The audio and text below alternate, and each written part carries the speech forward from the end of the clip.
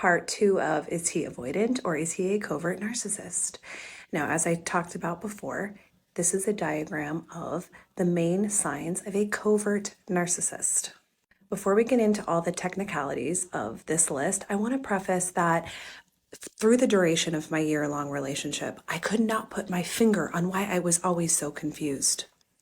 I'm a teacher by trade, okay? I was researching, I was listening to podcasts, I was reading books, and I was having groundwork research because I was in my relationship. So I could observe what was happening and then tie it back into the research.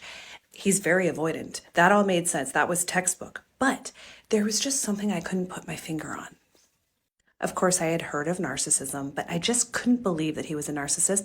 And honestly, I didn't want to stoop to that level of calling somebody a narcissist just because they're treating me poorly. But after seeing so many comments on my last TikToks about his behavior, I started to realize that I should do a little bit more research into this and try to apply it directly to my situation. I don't know why I didn't see it before, you guys. It was one of those things in life where it's right in front of your face the whole time and you don't see it. I'm sure all my friends saw it. I'm sure anybody that I talked to about the situation saw it. In fact, a few of my friends warned me. But I wanted to give him the benefit of the doubt. I don't want to believe that people are as extreme in their misbehavior. I wanted to believe that he was a good person. And I still think he is, but I think he's a very, very damaged person. So let's get into it. Not all of these apply, and I'm not going to talk about all of them because some of them are just way too personal. But if we look at this one on the top row, blaming and shaming, I was blamed and shamed when I would bring up emotions. I wouldn't even be telling him specifically anything that he had done to cause those emotions. I would just be offering emotions that were hard for him to deal with, and he would blame me and say that I was causing him stress and that I was not contributing to peace, and he would shame me and try to make me feel like I was crazy for having emotions. Highly sensitive to criticism. I mean, obviously, if I'm bringing up mere emotions and he's feeling criticized, that's pretty highly sensitive.